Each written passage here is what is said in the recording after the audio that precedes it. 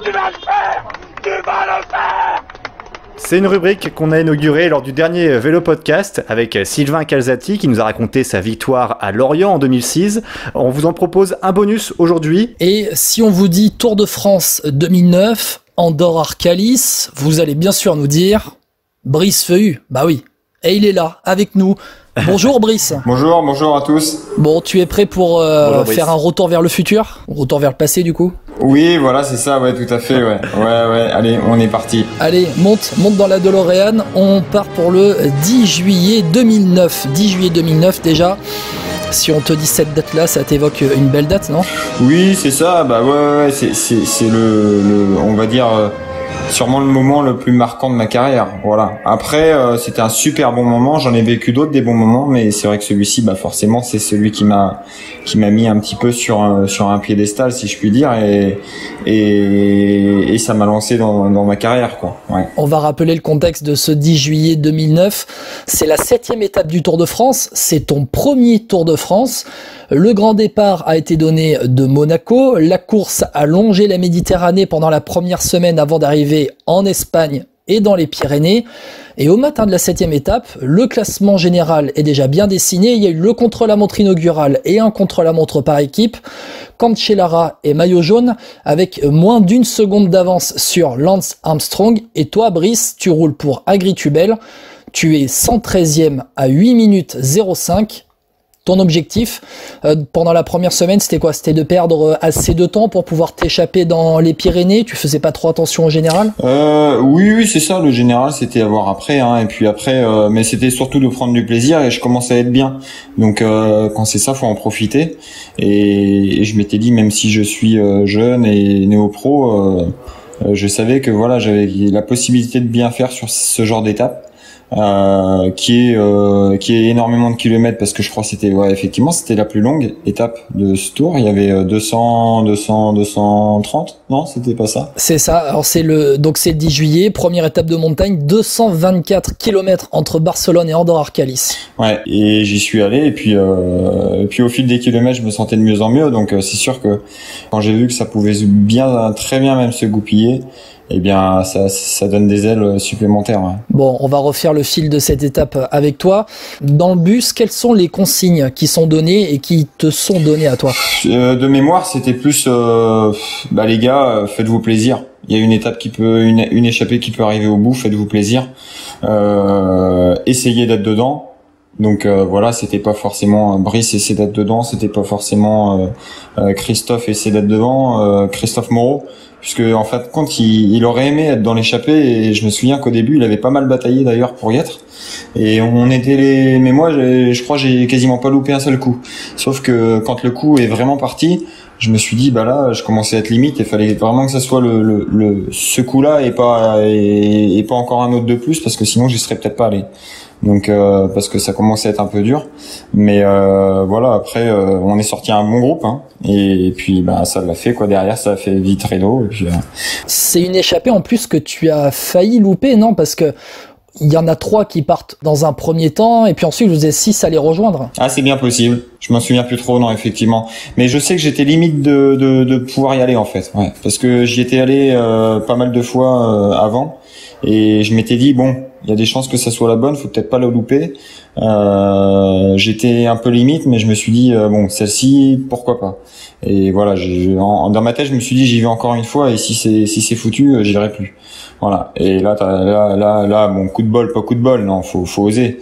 Mais voilà, c'était la bonne, et puis elle est partie comme ça, quoi. Bon, t'as bien fait d'insister quand même, Brice, hein. Kilomètre 34, l'échappée prend sa forme définitive. Au total, il y a 9 coureurs. Il y en a 3 qui sont partis dans un premier temps. Egoy Martinez de Lochkaltel-Oshkadi, Christophe Riblon d'AG2R et José Ivan Gutiérrez de la Caisse d'épargne. Et ensuite, vous êtes 6 à les rejoindre. Un autre AG2R, Rinaldo Nocentini, un Liquigas, Alexandre Kuczynski, Christophe Kern de la Cofidis, encore un autre Français avec Jérôme Pinault de la Quick Step. Il y a Johannes Frolinger de la Milram. Et donc, toi, Brice. Raconte-nous un peu l'entente dans ce groupe. Comment ça se passait? Est-ce que les relais se prenaient assez facilement? Ou alors est-ce que, par exemple, s'il y avait 2 AG2R, il y avait un petit truc avec eux? Ouais, forcément. Bah eux, ils étaient 2. Donc, quand il y en a 2 dans la même équipe qui est présent dans une échappée, voilà, c'est toujours bon. On est en surnombre, mais je crois qu'ils étaient pas forcément en surnombre, mais ils étaient les mieux. Notamment Rinaldo Santini qui a pris le maillot jaune. Du coup, il était le mieux placé en général, donc c'était aussi à eux peut-être de fournir un effort supplémentaire par rapport aux autres. L'entente était excellente puisque en plus de ça, il y avait pas mal de kilomètres à faire. Et puis non, moi je me souviens, je m'étais même arrêté faire pipi, je sais plus, à 70 km de l'arrivée, et j'étais le premier à dire bah je m'arrête. En fait, j'avais demandé à ce qu'ils me laissent un tout petit peu de champ, et je m'étais arrêté. Après, j'étais reparti derrière eux, mais voilà, j'étais rentré. Ouais. Et donc c'est pour dire voilà, l'entente était bonne parce que quand j'ai dit je prends un tout petit peu d'avance et je m'arrête faire pipi. Ils ont dit bon bah allez, ok, hein. C'est des choses que des fois ça se fait pas forcément. Quand il y a 224 km, bah c'est ça, voilà, non, tout à fait. Faut s'entendre, sinon c'est la galère, c'est la guerre tout de suite, ça sert à rien. Hein. Puis après c'est seulement 30-40 km de l'arrivée, ou si éventuellement c'est un peu la guéguerre, qu'il n'y en a pas trop qui passent et tout, bah voilà, mais c'est déjà le plus dur est passé quand même. Ça se bataille juste un petit peu pour les points de la montagne. Oui, c'est vrai, mais pas plus que ça en fait, hein, parce que effectivement il y avait le maillot à points en jeu, mais bon, il y avait aussi tellement de points, puisque moi j'avais pas forcément plus joué que ça, les points ont des cols et des bosses, et parce que je me suis dit voilà, si à la rigueur je gagne l'étape, ça va peut-être le faire quoi. Donc des fois c'est un peu, en fait j'ai fait comme si j'étais chez les amateurs. J'ai dit allez-y et puis on verra au final. Ouais. Puis ça l'a fait quoi. Bon, derrière, pendant l'étape, le peloton est contrôlé par les Astana. Il faut rappeler que dans leur rang, il y a quand même Contador, Armstrong, Clauden, Leipheimer. Et les Astana, eh bien, ils vous laissent jusqu'à 14 minutes et 20 secondes d'avance. À quel moment, Brice, vous vous rendez compte, vous, dans l'échappée, que vous allez vous jouer la victoire d'étape? Mais finalement, c'est plus sur la fin, hein, limite à 10 km avant l'entame du col. Parce que c'est vrai que dans un col, on peut perdre énormément de temps. Mais c'était... Voilà, après on s'est toujours bien entendu. Mais si 20 km avant le pied du col, on se serait attaqué et puis que là il y aurait eu des groupes dans tous les sens et que ça aurait gueulé et que il y en aurait eu la moitié du groupe qui tournait plus, bah là vraiment ça aurait été bien plus compliqué. Parce que au lieu d'avancer à 40 km/h, si tu avances à 30-35, c'est pas la même. C'est pas la même histoire, on perd vite du temps et au pied du col, on n'a plus que 5 minutes d'avance au lieu de 10. Et voilà, après ça peut être fini. Donc voilà, mais vu que l'entente était bonne, relativement tôt, je me suis dit normalement ça doit le faire quoi. Et on commence à se regarder, dans ce cas-là, on regarde qui pédale un petit peu mieux que l'autre pour voir qui on peut peut-être suivre, ne pas suivre en cas d'attaque. Oui, c'est ça, ouais. Après moi j'avais confiance en moi sur la fin de course. Mais je me suis dit bon, les attaques, je vais pas les faire dans un premier temps, et je regardais un peu plus ce qui se passait. Et voilà, quand je sentais que c'était le bon moment, j'ai dit bon allez, vas-y, go. Et voilà, même si à un moment donné, ça pouvait laisser un petit peu paraître que j'étais finalement pas si bien que ça parce que je me laissais décrocher légèrement. En fait, je l'ai fait énormément chez les amateurs, soit en filou, soit voilà, mais c'était plus un peu une tactique ou pour visionner quelque chose, on est toujours mieux un tout petit peu en décalé. Et en plus, c'est pas l'aspiration qu'on va avoir en moins qui va vraiment nous faire dépenser de l'énergie. En revanche, quand on se met un petit peu en retrait et qu'on voit certaines choses qui peuvent être très intéressantes et qu'on les voit, alors que ça c'est aussi un gros point positif. Bon, l'échappée, elle arrive groupée au pied d'Andorra Arcalis. Alors, la montée d'Andorra Arcalis, c'est 12 bornes à 7% de moyenne. Brice, on va se plonger dans ta tête. On est à 12 bornes de l'arrivée au pied du col. Raconte-nous, kilomètre par kilomètre, comment se passe cette montée. Je crois que d'entrée, quand même, il me semble ça montait à un bon rythme. Et puis, je me demande s'il y a pas eu une attaque de Johannes Frolinger ou je sais plus. Il y en a un qui a dû attaquer, mais quasiment dès le pied. Et de là, j'ai dit, c'est dommage, quoi. Enfin, après, d'un autre côté, je savais pas trop à quoi il ressemblait ce col. Hein. Même si on savait un peu les pourcentages, je l'avais jamais monté. Mais non, du coup, ça m'avait pas non plus alerté plus que ça avait attaqué, ça. Et puis sinon, c'est monté à un bon moment comme ça, hein, des attaques un peu successives, mais pas non plus des attaques très franches. Non, après, ce qui nous a bien sauvés, et ce qui nous peut-être aussi sauvé pas mal dans ma tactique, c'est que il y avait Riblon et puis Nocentini qui jouaient aussi le maillot jaune, notamment Christophe Riblon pour Nocentini. Donc voilà, lui c'était un rythme parfait pour moi. Ça veut dire que quand il y avait des attaques, finalement ça revenait petit à petit sur le mec qui avait attaqué. Mais il me semble il y en a pas un qui a pris beaucoup d'avance. Hein. Non. Et toi tu choisis d'attaquer à 5 km de l'arrivée, c'est ça? Ouais, en fait c'était au feeling, hein, parce que j'ai dit tiens. Quasiment tout le monde a attaqué, j'ai pas encore attaqué, tiens, vous allez voir. Nocentini et Brice Feuillu forment l'échappée gagnante du jour. Le Français lâche l'Italien dans la montée finale vers Arcalis et file vers la victoire. Contre toute attente, Brice Feuillu résiste au retour de Contador et s'impose au sommet. Et finalement, tu prends jusqu'à une trentaine de secondes d'avance. À quel moment tu comprends qu'elle est pour toi la victoire? Eh ben, en fin de compte, c'est bizarre, mais c'est quasiment quand j'ai attaqué, je me suis dit, je pense que c'est bon. Parce que ça a pas réagi tout de suite, puis je me sentais bien. Et voilà, c'est seulement après à 1 kilomètre de l'arrivée, on m'a dit bon, Christophe Kern revient, mais je sentais que je pouvais encore accélérer légèrement. Et je me suis dit bon, s'il va plus vite que ce que je suis là déjà, avec tous les efforts fournis avant, ça sera assez étonnant. Mais voilà, après du coup j'ai géré ma montée finale. Voilà, la seule chose c'est qu'il y avait pas mal de vent et c'est aussi pour ça que j'avais pas fermé le maillot. Ouais. Bon, c'est un truc de dingue quand même, premier Tour de France, première victoire d'étape. Hein. Ouais, c'est pour ça. Après, je me suis dit c'est bon, il va y en avoir d'autres, mais finalement il y en a pas eu d'autres. Mais bon, c'est bien. Franchement, le nombre de cyclistes qui aimeraient avoir une victoire d'étape sur le Tour de France, il y en a énormément. On va rappeler le classement de l'étape que tu gagnes. Donc c'est Barcelone-Andorre-Arcalis, 224 km, 7e étape du Tour de France 2009. Tu l'emportes avec 5 secondes d'avance sur Christophe Kern, 25 secondes sur Johannes Fröhlinger, 26 sur Rinaldo Nocentini qui prend le maillot jaune pour une poignée de secondes d'avance sur Contador, me semble-t-il.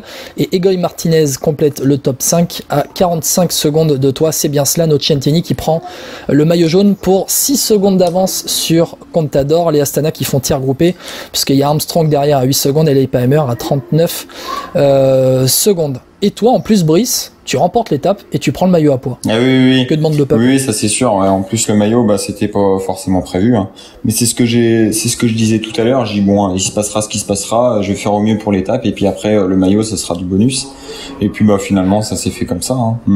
J'avais fait 2-3 petits points pendant l'étape quand même, mais c'était pas forcément voulu. Après cette victoire, du coup, lors de ta première année pro, est-ce que tu penses que cette victoire t'a servi pour la suite ou est-ce qu'elle t'a un peu desservi? Parce que à l'époque, on te découvre en fait vraiment. Tu marques fort avec Andorre-Arcalis, tu gagnes tout seul. Est-ce que ça t'a pas desservi en fait cette victoire au fond? Si, ça en fait effectivement ça m'a servi et desservi à la fois. Ouais. Ça m'a desservi dans le sens où je me suis dit c'est bon, c'est lancé. Il y avait pas mal d'attentes sur moi et voilà. Après ça aurait pu se passer complètement différemment. Je pense que le choix de l'équipe dans laquelle je suis parti, notamment avec mon frère à Vacances Soleil l'année d'après, ça m'a limite pas fait du bien à ma carrière quoi. Voilà. Cette équipe aurait pu être très bien. Mais c'est vrai que je pense qu'elle était pas mal, hein, mais moi je trouvais pas mon pied dans cette équipe et du coup ça m'a mis un petit coup de frein dans ma lancée quoi. Et voilà, on comptait beaucoup sur moi, j'étais pas forcément à la hauteur, on faisait pas non plus les courses qui m'auraient fait qui me faisaient rêver et enfin qui me faisaient rêver, je sais pas si c'était le bon mot, mais qui me donnait envie de pédaler en fait. Et voilà, quand il n'y a pas le Tour de France, alors que finalement t'as brillé sur le Tour, et puis que tu dis maman, ça va faire une saison un peu moyenne, pas de Tour de France, mais pas de grand Tour. Et ça c'est difficile en fait, parce que il y a d'autres courses, hein, mais quand tu fais pas un seul grand Tour dans l'année, même s'il y a des courses d'une semaine, voire 10 jours, et voilà. Après, on sait très bien que le Tour de France, ça reste le Tour de France. Et quand tu peux briller sur un événement comme ça, c'est génial. Et sur ce Tour 2009, tu termines donc 25e. Tes meilleures perfs, elles vont arriver après, en 2014 et en 2017, où tu feras 16e. Au final, est-ce que tu te considérais vraiment comme un coureur, on va dire, de grand tour, c'est-à-dire qui est capable de faire un top 10 en fait? Tu penses que si tu avais peut-être mieux géré d'autres choses, tu aurais pu faire top 10 ou bien mieux? Ouais, sûrement que j'aurais pu faire un ou plusieurs top 10 sur des grands tours. Ouais. Bah, ce qui m'a manqué, c'est peut-être que les autres soient à un niveau inférieur, en fait. Moi, je pense que je pouvais pas non plus faire plus que ce que je faisais, et avec le métier que je faisais et comment je le faisais, en fait. Donc voilà, à partir de ce moment-là, je me dis bon bah il y a des meilleurs, mais comment fonctionnent ces meilleurs? Donc après, moi voilà, je pense que j'ai un moteur qui est relativement correct, et voilà, je faisais en fonction de mes capacités, en faisant mon métier correctement. Mais j'ai jamais poussé la machine avec une essence avec de l'éther, quoi. Mais bon voilà, non, ceci dit, il y a eu des jeunes après qui sont arrivés et des coureurs qui étaient performants et certainement avec du talent. Donc tu es à la retraite depuis la fin d'année dernière, fin 2019. Raconte-nous un peu ce que tu fais maintenant, si c'est pas indiscret, et puis est-ce que tu es toujours dans le monde du vélo? Bah dans le monde du vélo, non, pas trop. C'était pas forcément mon souhait de rester dans le monde du vélo. Après, même si j'aime bien le monde du vélo, je suis pas non plus un très très grand passionné à dire je veux être DS à tout prix, etc. Même si, attention, j'aime bien, c'est ce qui m'a fait vivre, je connais le milieu et je l'apprécie. Après, je pense qu'il y a des personnes qui sont plus passionnées que moi et qui peuvent entourer des jeunes et d'une meilleure façon que moi. Et voilà, non, moi je souhaite être dans l'immobilier, être agent immobilier dans un premier temps pour une agence locale, là, probablement par chez moi, donc à Roquebrune-sur-Argence. Et par la suite, j'aimerais avoir mon agence immobilière. Bah, merci beaucoup, Brice. En tout cas, on est ravis d'avoir tes nouvelles et puis que tu nous aies raconté cette étape que tu gagnes à Andorre-Arcalis. Merci d'être avec nous. On commence par l'étape du jour sur le Tour de France avec un cocorico tout d'abord. Et c'est un Français qui a remporté la première étape de montagne de ce Tour 2009. Il s'appelle Brice Feuillu. Il est arrivé en tête à Andorre-Arcalis. Comme dans un rêve, Brice Feuillu, jeune Français de 23 ans, remporte en solitaire à Andorre-Arcalis la grande étape pyrénéenne. C'est son premier Tour de France, sa première année chez les pros. À l'arrivée, son frère aîné Romain, qui participe également au Tour de France, est submergé par l'émotion.